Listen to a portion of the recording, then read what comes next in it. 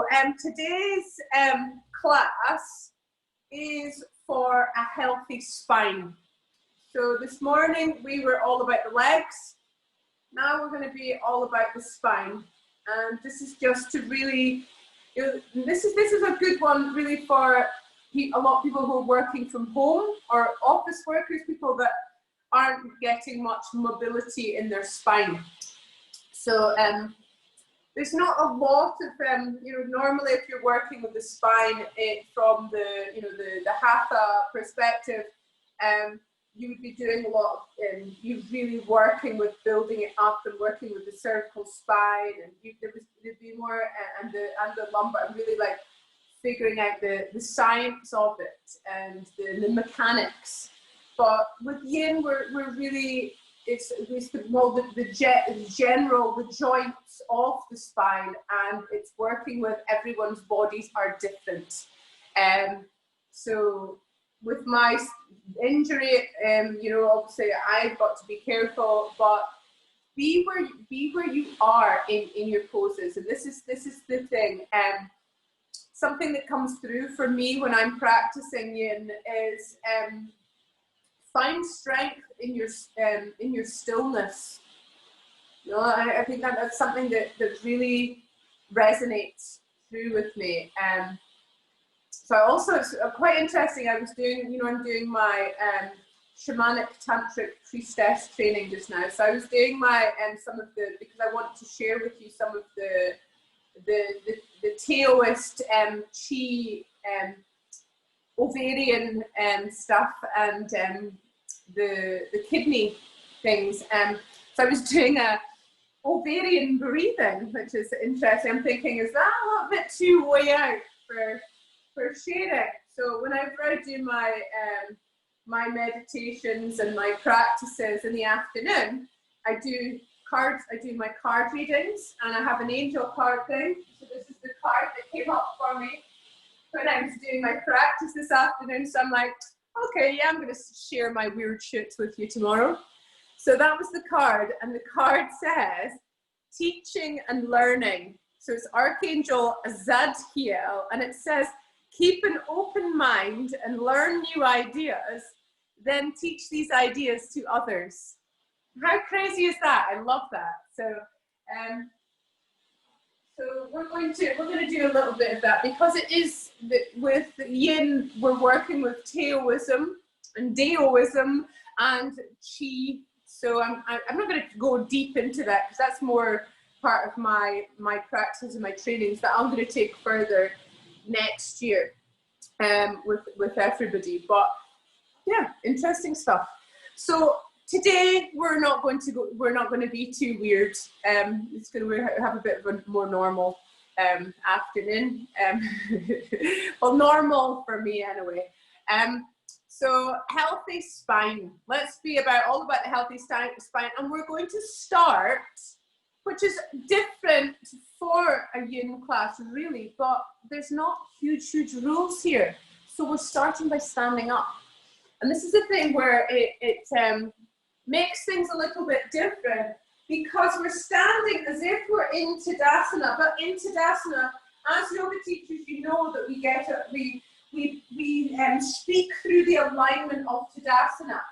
We are not going to be speaking through the alignment of Tadasana. We're not trying to get your alignment. You're just going to close your eyes and experience where you are in your body now. So this is not Tadasana. This is standing in your body, checking in with yourself, coming into your breath, being aware of the connection of your feet to the earth. Do they really feel connected today? I know that I feel a strong pull to the earth and to gravity right now. I've been doing a lot of grounding practices, so and the weather is heavy, so some of you may not be. So be aware of that. What's happening in your legs? Is there any sense of dullness or sensations there? What's going on for your knees? Are your thighs speaking to you? What about your calves? We were working with their legs earlier. What are your hips saying to you?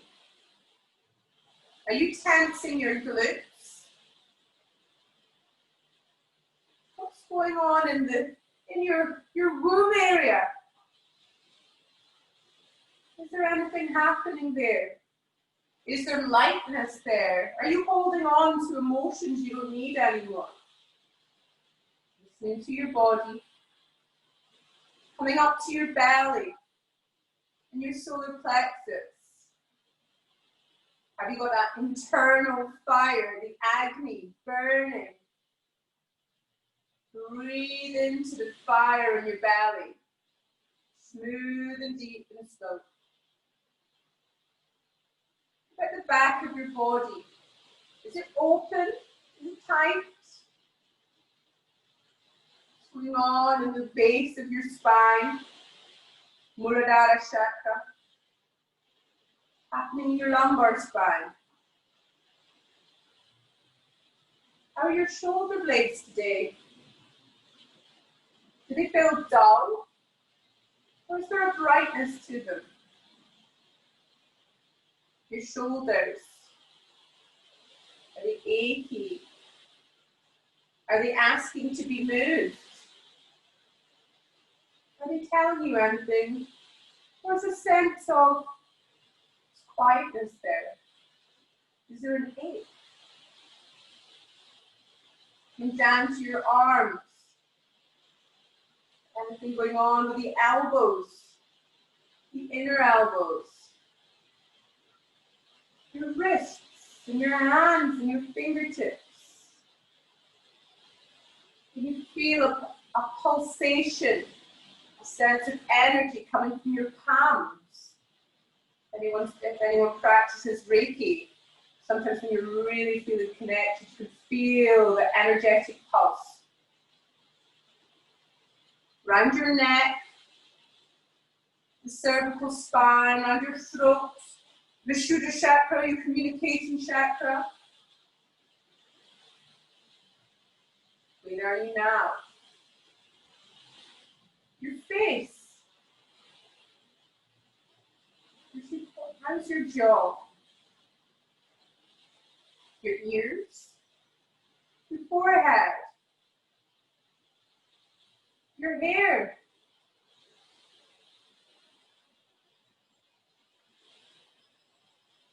Come back to your breath. Listening to your breath. From here, we're going to move into our first pose. So it is a variation of Uttanasana. It's a standing forward bend. So you're going to come forward, but you can bend your knees here if you like. Coming forwards, bend your knees. There's no stretching, cooling away. Finding your breath. And you're staying here for 2 minutes. Excuse me.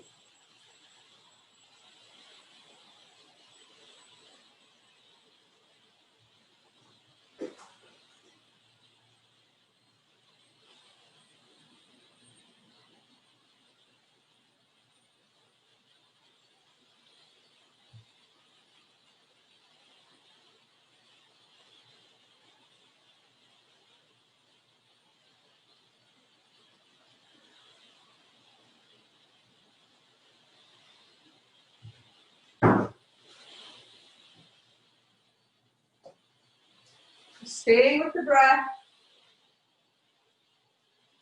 There's no trying. This isn't Uttanasana.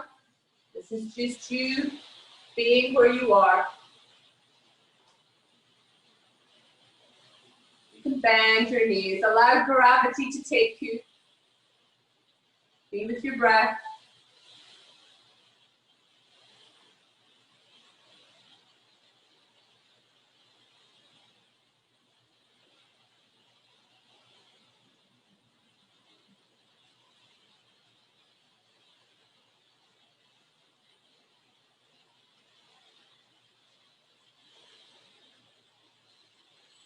And bending your knees and coming down into a squatting position. So you can have your heels down or your heels up. You can lean forwards if you like. Just be where you are. Stay here for 2 minutes.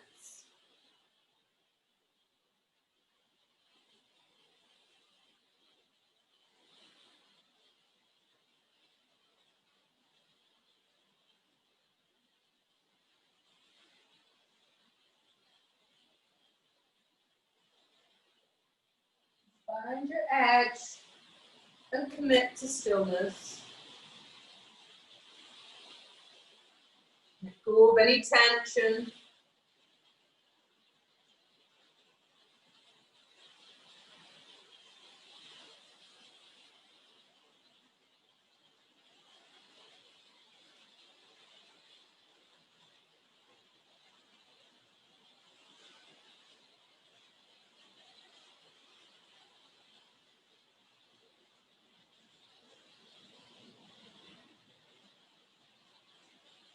Then from here, straightening up the legs again.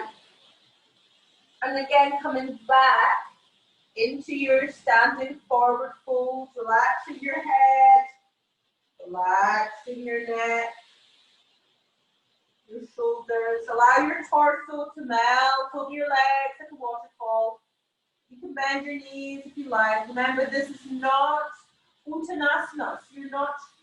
We're not trying to stretch our hamstrings. We're not trying to stretch. We're just really trying to work with the joints here, stress in the joints. So breathe into where you are. What does your body need right now? Give your body what it needs.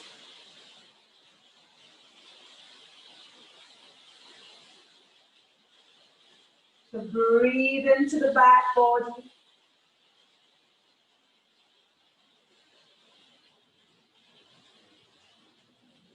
You should feel more of a sensation in the back body than the muscles in the back or the hamstrings.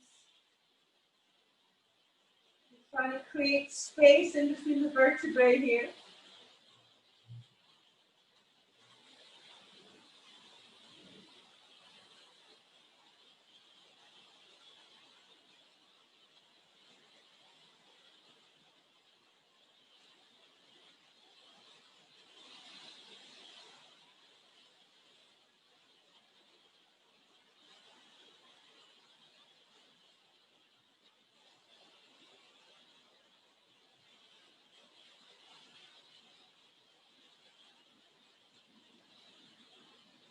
And bending your knees slowly and coming back into a squatting position.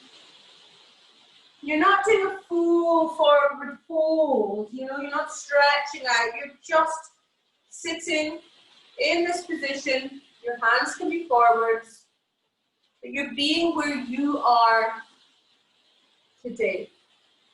Find your breath and be where you are.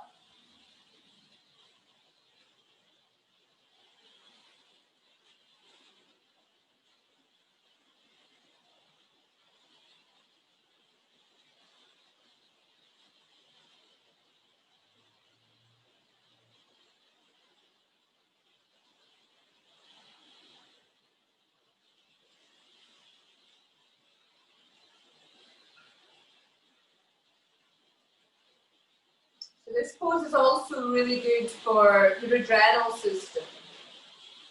You're leaning forward. It gives your adrenals a break, so it's a stress relieving pose.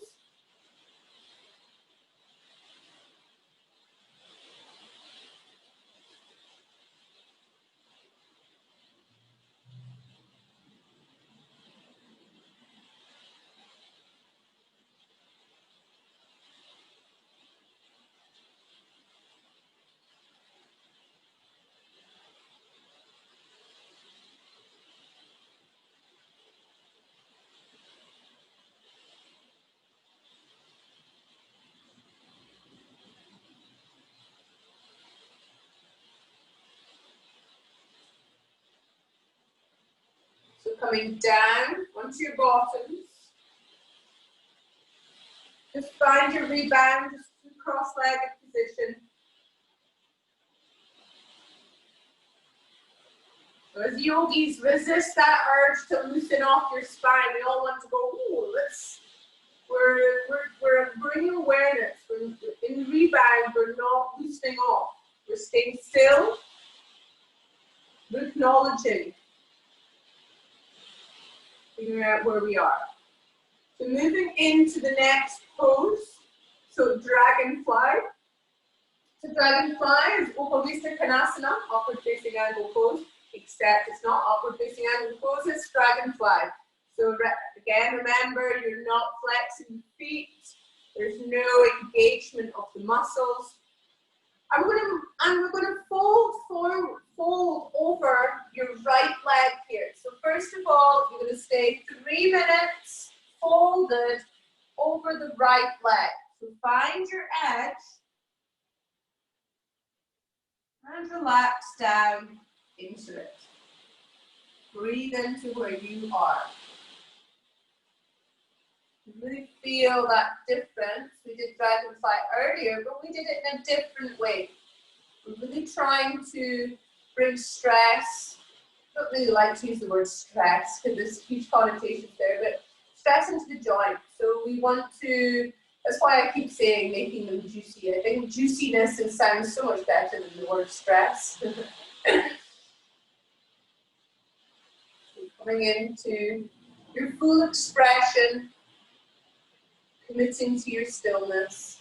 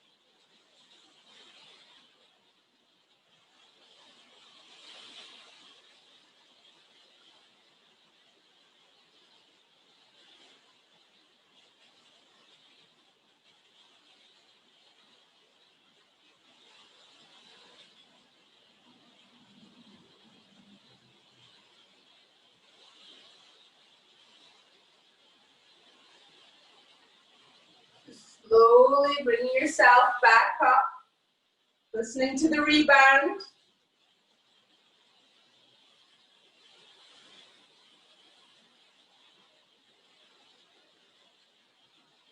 And we're going to go to the other side for 3 minutes. Folding over. And you can bring awareness into any difference in sensations. Find your edge and stay there. So we're not working with trying to get your bodies down to our legs here. The legs should be relaxed, there's no tension. We're learning to let go.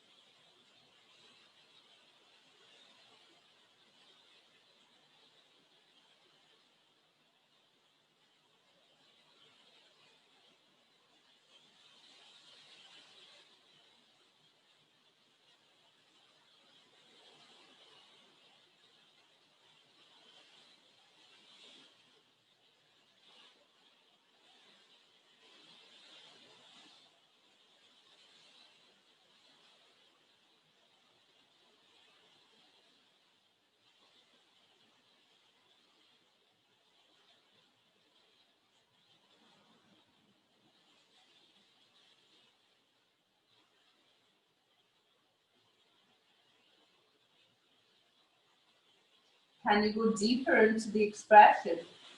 Not push yourself, but just let go that little bit further. Are you holding on? What are you holding on to? Let go of that too.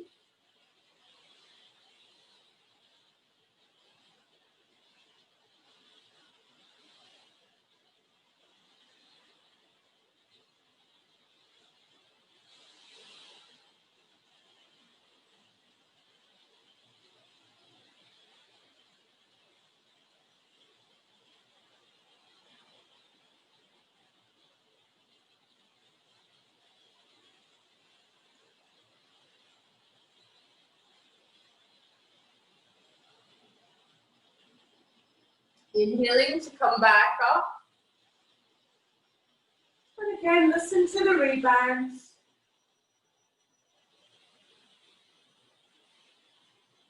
Your back is starting to feel alive. If not, that's okay too. Moving into the full expression of dragonfly by coming forwards. If you need to bend your knees, come into micro bend or put pillows underneath or bring your legs closer together. Again, work with what you need to do so you can bend your elbows, stretch your arms out. And here, if you've got neck issues, it's not so bad to allow your head to drop down in this position. It doesn't feel so heavy. So listen to your body. What does it need? So some people find that there's pressure on their ankles here. And it's not cheating to put, maybe blankets or cushions underneath the ankles. And if it's not hurting for you, be aware that your students might feel this in the ankle. So any ankle or knee discomfort comes from, it all stems from the major joint. It's okay to experience discomfort. It's about finding comfort in your discomfort. If it's painful, know to release and know to move. Find your edge. Stay in this posture for 3 minutes.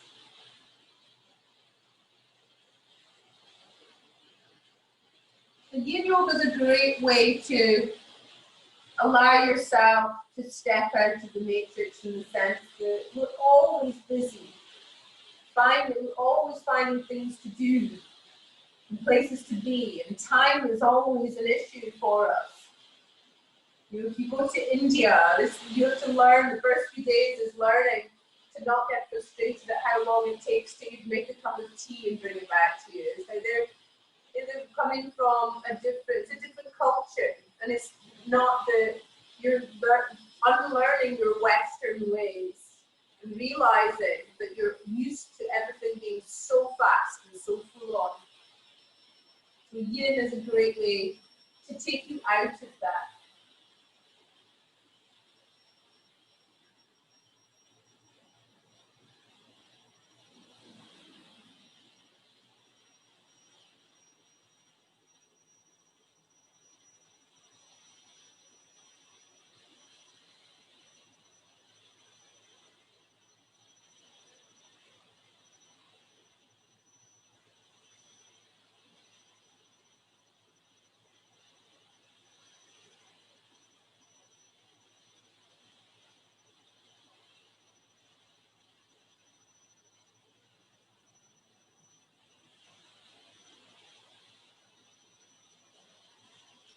Inhaling to come all the way back up. Listening to the rebounds.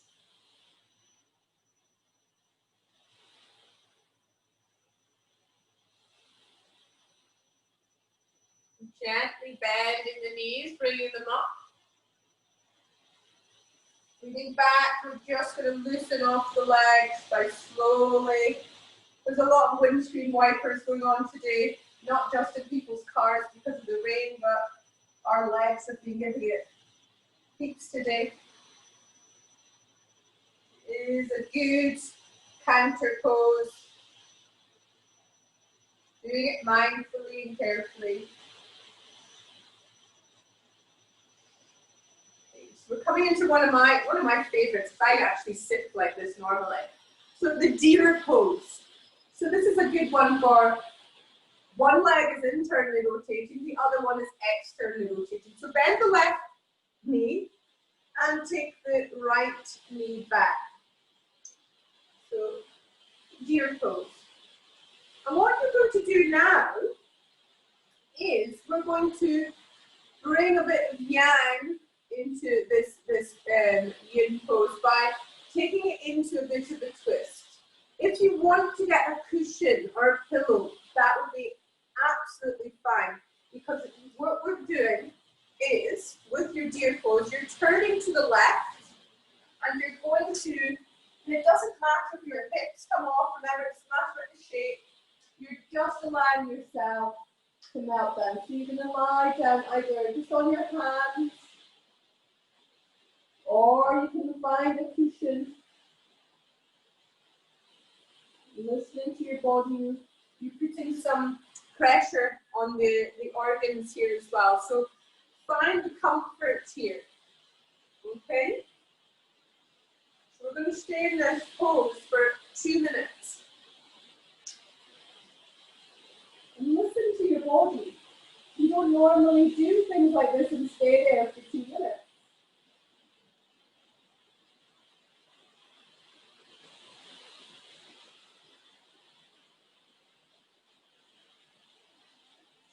As I said, find comfort in your discomfort.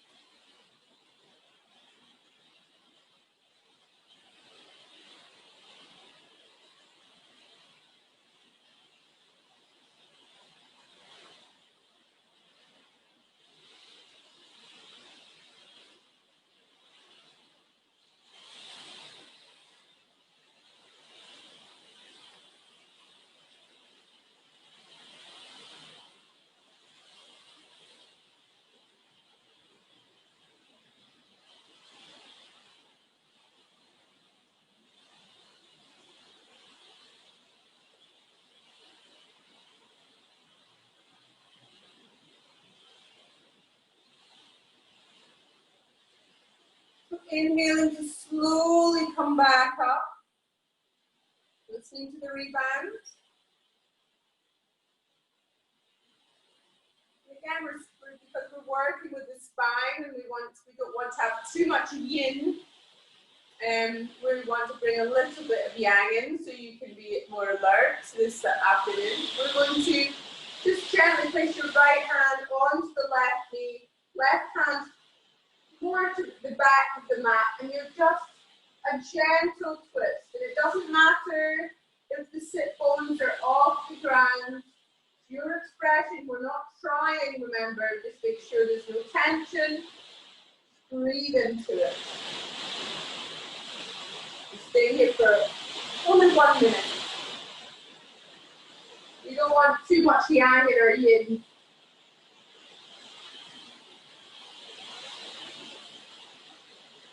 I think we're going to have to build an arc soon.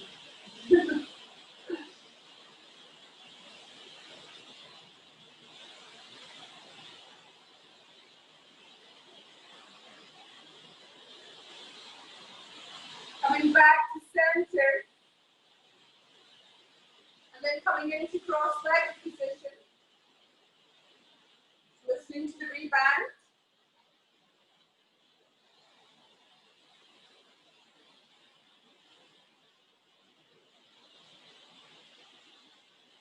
And let's do the other side. You're going to take the left leg back, open up menopause, you find one side might feel better than the others. One side that feels so much better for me because I naturally sit in one of the sides, which isn't the greatest. So from here, again, you're turning round. We're going to come down to the side. So it's a twist as well. So find your expression. So you can move that leg out if you like. Find your expression. Moving into where you are.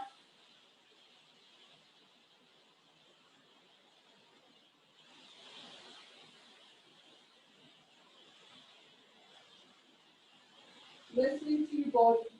You stay here for 2 minutes.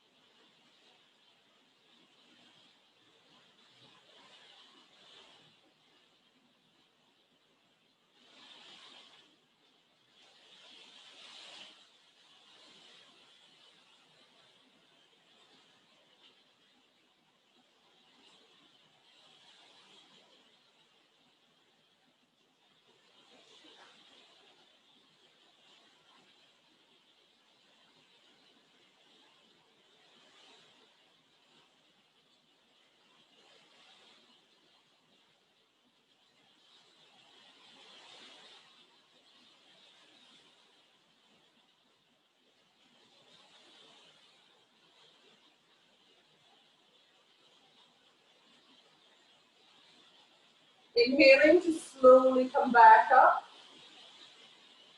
Listening to the rebound.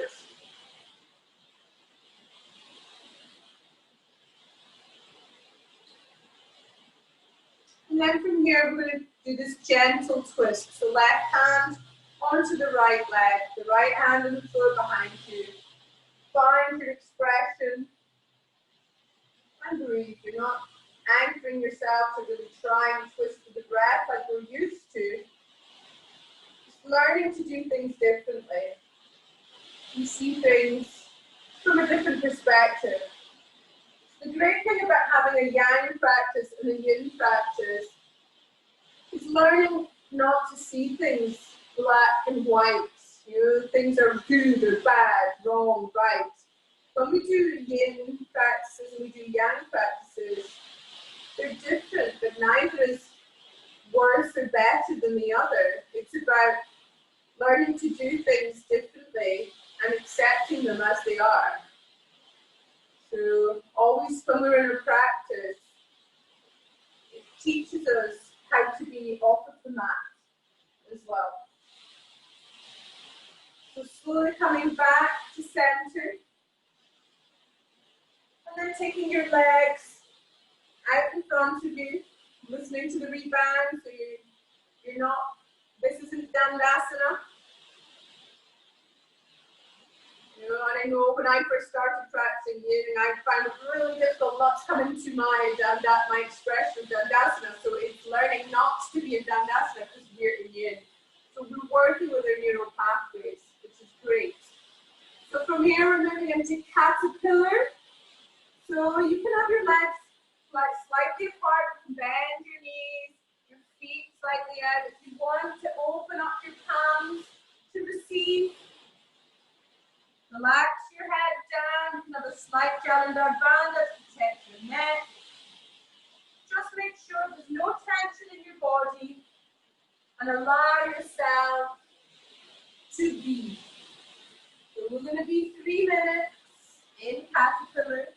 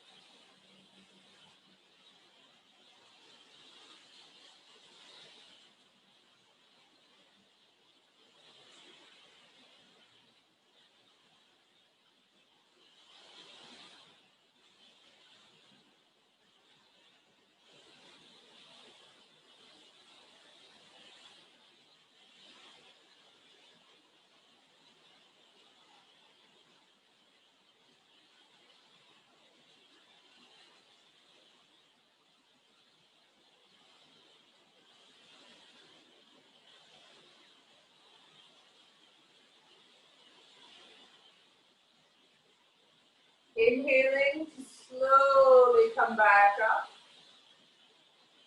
Listening to the rebound. Now we've done a lot of forward bending and we've done a bit of twisting. Need to get some back bends in to balance everybody. But we're going to come into tabletop just to neutralize. So hands under the shoulders and knees under the hips, just staying here. And if you feel the need to, you can do a cat-cow. Or you can circle your hips round. Just ease things off a little bit. There shouldn't be too much rigidity and rules. It's just like, what is your body telling you right now?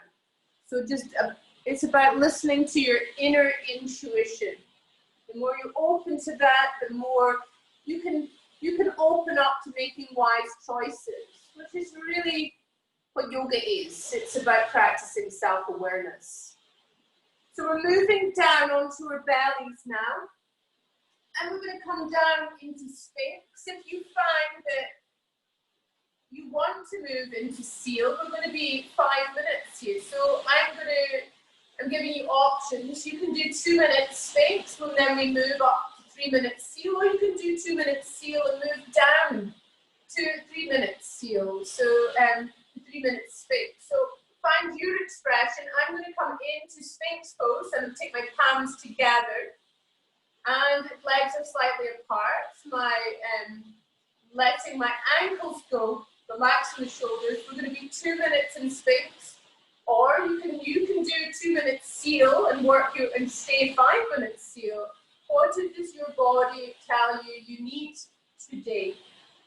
Everyone's different. You know, as we were speaking about inner anatomy earlier today, everyone's bodies need certain things, different things, and you need different things, or emotionally and spiritually, psychologically. So just take yourself to where you need to be right now. Once you're there, be okay with that. But learning to be present, learning to be okay with where you are.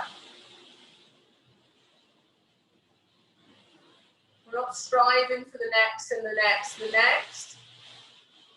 We're just allowing.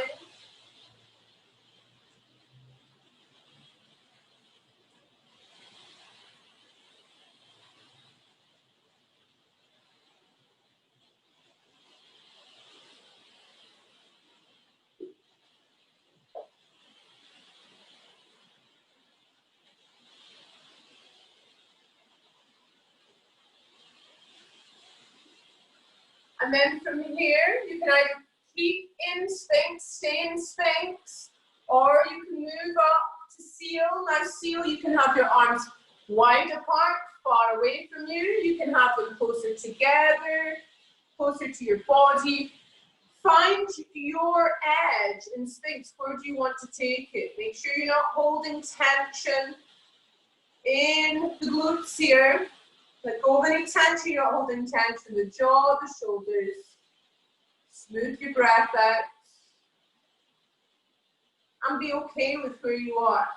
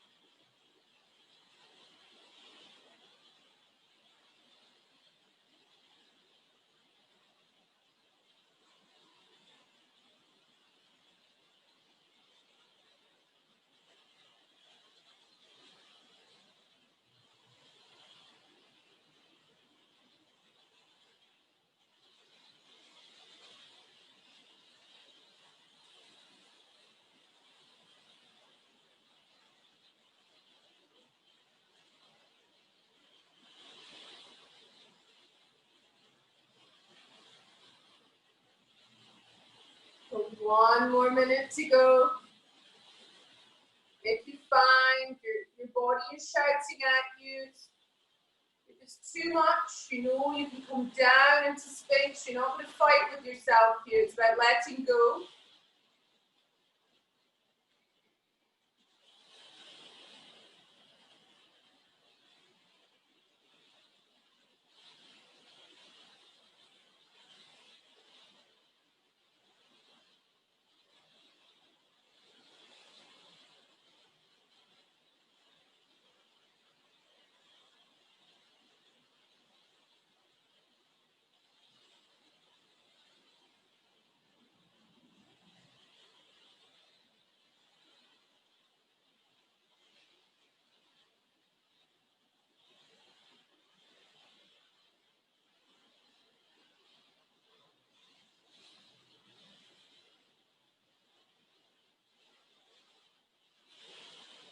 Then from here, slowly lowering down, stack the hands in front of you, rest your forehead down into Makrasana.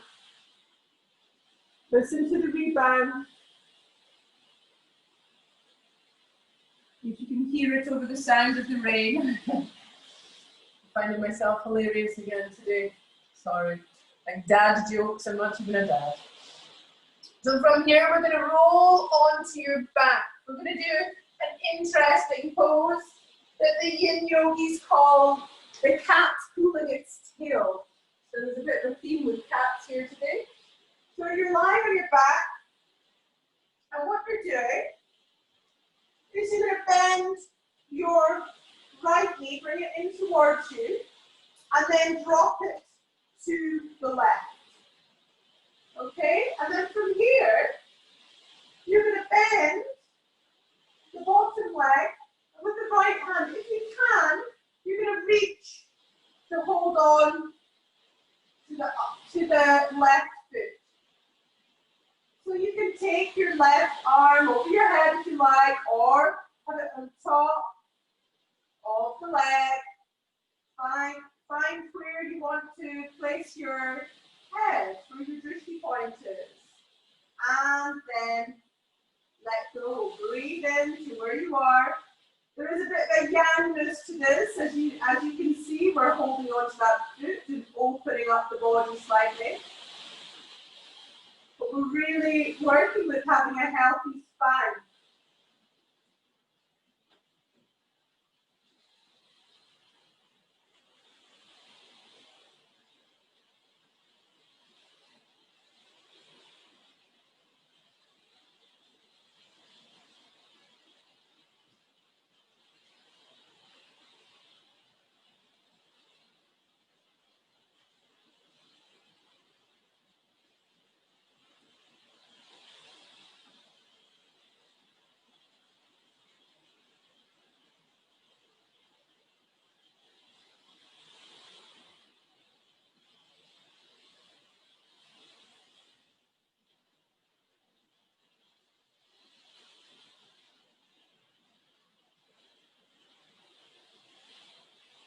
Moving back onto your back, stretching your legs out, listening to the rebound.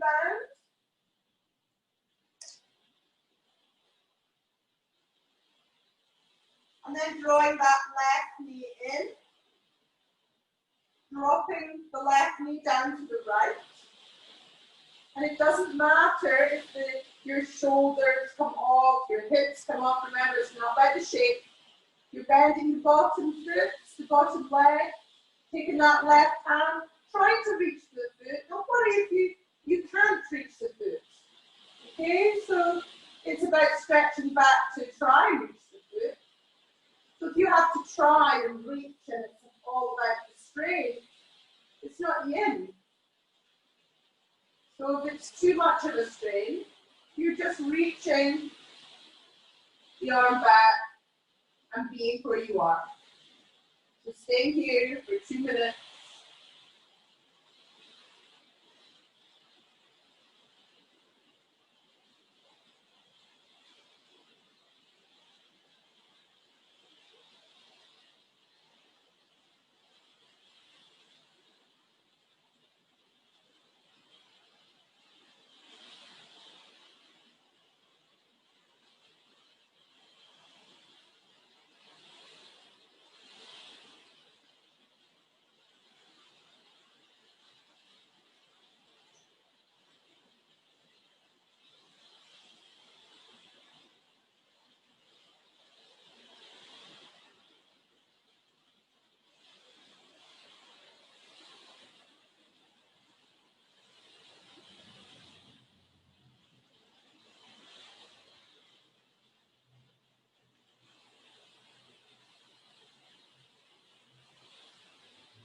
Coming back onto your back, listening to the rebound. Lying down, stretching your legs out. We've got one last pose to do before Shavasana. And it's happy baby pose. So depending on where you are, what your body wants to do with you today, depends on where you're at, you can either hold on to the outside of your feet or hold on to the inside of your feet. What's your body telling you need today? Just really tune in to your own body's intuition and give your body what it needs. Once you're there, let go and breathe. There's no tension in your jaw, your shoulders. Find your breath. You maybe want to do the tantric breath that I was speaking about earlier today, where you're connecting, you're moving your awareness from Ajna, your third eye, to the midbrain, using the breath and moving it as a pulse, the awareness, the prana.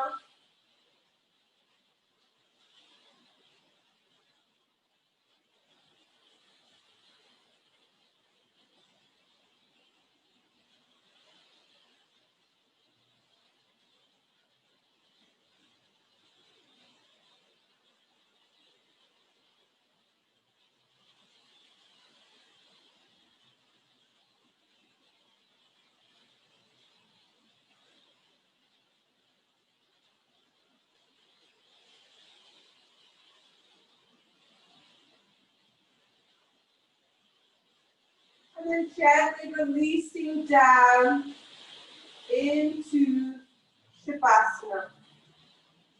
And again, I'm going to allow you just to be, as I said, to find strength in your stillness. I'm not going to guide you through it. I'm not going to speak you through any meditation or relaxation. Just allow you to marinate in the energy you've created. And let go.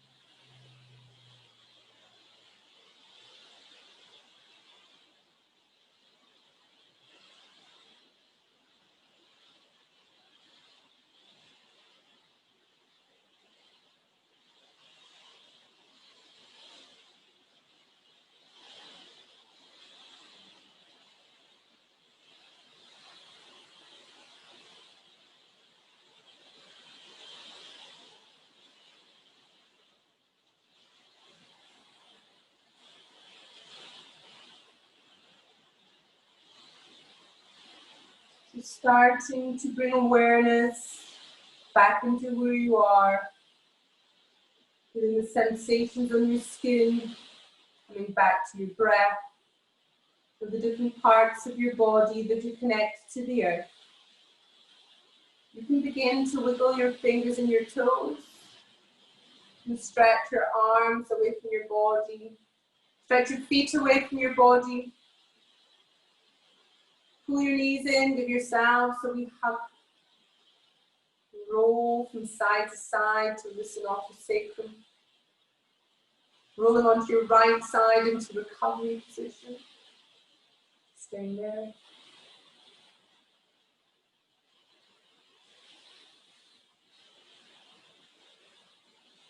And then gently pushing yourselves up to seated position. We're going to end the session with an Om.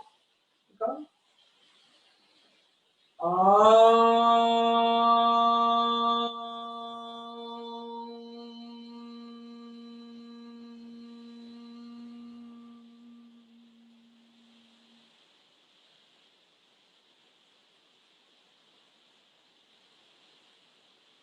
Namaste.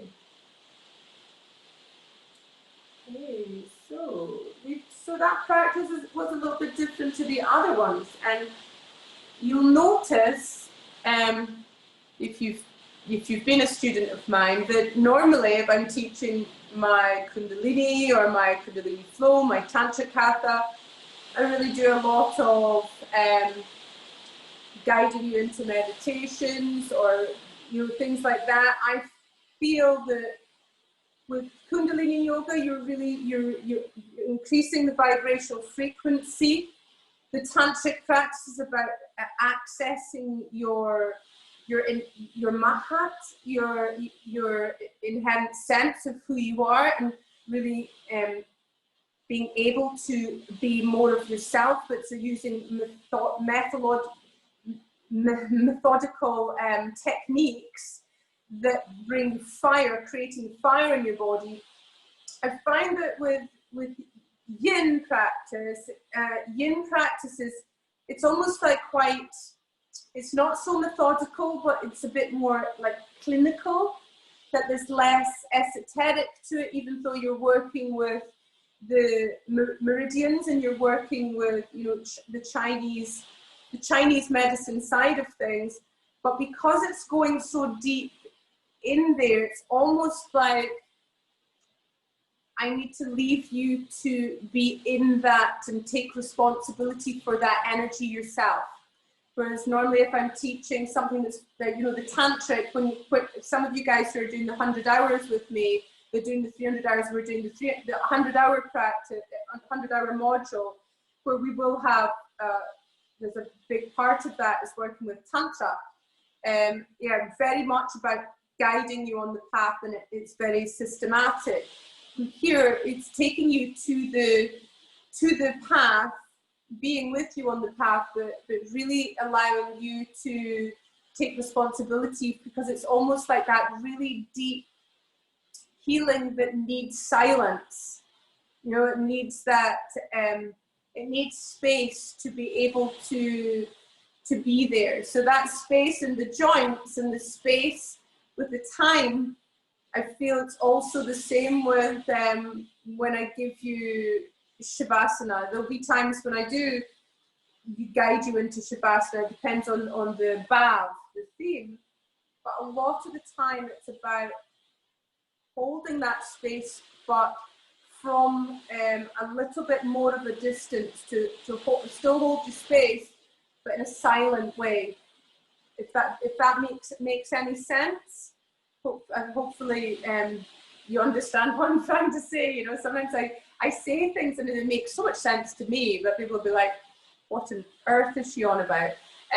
But that's my kind of take on how the reasons for and the ways that I teach, because I teach different styles of yoga, but in different ways, but I still teach from my own authentic teaching self. So I have a style of such, I would imagine, but when I do it, I know what I'm going to be achieving and what I want to do. And I think that's very, very important as a teacher. So with yin, it's about taking you there, allowing you to be there, but stepping back, but you're still there. Yeah? Okay, so as any, I'll take it off of record.